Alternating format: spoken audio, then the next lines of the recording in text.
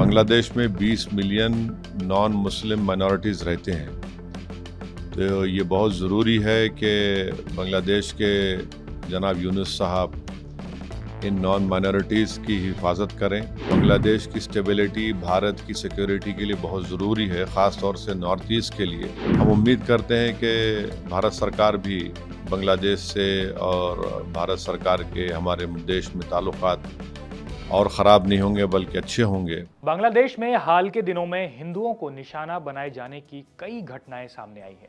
अलग अलग इलाकों में ऐसी खबरें आई हैं जहां हिंदुओं पर हमले हुए, उनकी प्रॉपर्टी को नुकसान पहुंचाया गया और उनमें डर का माहौल बना दिया गया। इन घटनाओं के बाद बांग्लादेश के चीफ एडवाइजर और नोबेल पीस प्राइज विजेता रहे मोहम्मद यूनुस पर भी कई सवाल उठने लगे हैं। अब इस मुद्दे पर AIMIM चीफ और हैदराबाद से सांसद असदुद्दीन ओवैसी का बयान भी सामने आया है।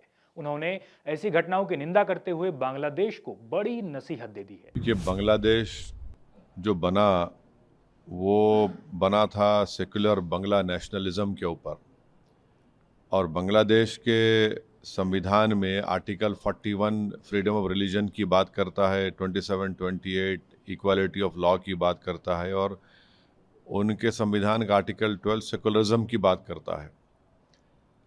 और ये जो वाक़यात हो रहे हैं जिसमें दीपू चंद्र दास को मारकर आग लगा दी गई, फिर अमृत मुंडाल को जान से मार दिया गया। बांग्लादेश में 20 मिलियन नॉन मुस्लिम माइनॉरिटीज़ रहते हैं।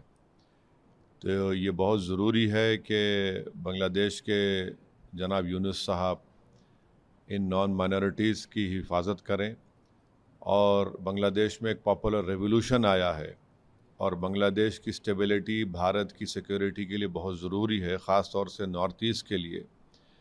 तो जहाँ पर हम दीपू चंद्र दास की हत्या और उसके जलाने की हम पुरज़ोर अल्फाज में उसकी मज़म्मत करते हैं, कंडेम करते हैं, हम उम्मीद करते हैं कि भारत सरकार भी बांग्लादेश से और भारत सरकार के हमारे देश में ताल्लुकात और ख़राब नहीं होंगे बल्कि अच्छे होंगे, क्योंकि बांग्लादेश की स्टेबिलिटी भारत के लिए बहुत ज़रूरी है।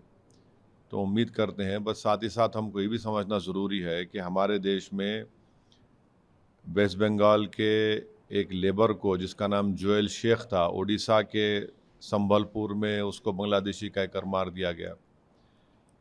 त्रिपुरा के एक MBA स्टूडेंट को, जो ट्राइबल लड़का है एंजल चकमा, उसके चेहरे को देखकर उस पर तंज करके उसको मारा और पीटा गया, उसकी मौत हो गई, जो त्रिपुरा का एक ट्राइबल है।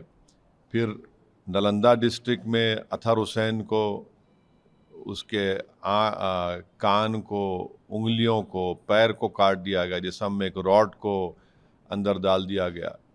तो ये तमाम इस बात को बताते हैं कि जहाँ पर रूल ऑफ लॉ कमज़ोर होगा और वहाँ पर मेजॉरिटेरियन पॉलिटिक्स गलबा हासिल कर लेगी, तो फिर ये वाक़यात होते हैं। तो हम अपनी पार्टी की जानिब से दीपू चंद्र दास और अमृत मुंडाल की जो उनकी लिंचिंग हुई उसकी मज़म्मत करते, और उम्मीद करते कि हमारे ताल्लुकात बांग्लादेश से और ख़राब ना हो, और जो भारत सरकार कोशिशें कर रही हैं हम उसको सपोर्ट करते हैं बांग्लादेश में ताल्लुकात को अच्छा रखने के लिए। बांग्लादेश में माइनॉरिटी हिंदुओं को लेकर सामने आ रही घटनाएं सिर्फ एक देश का मुद्दा नहीं है, बल्कि ये इंसानियत और डेमोक्रेसी से जुड़ा सवाल भी है।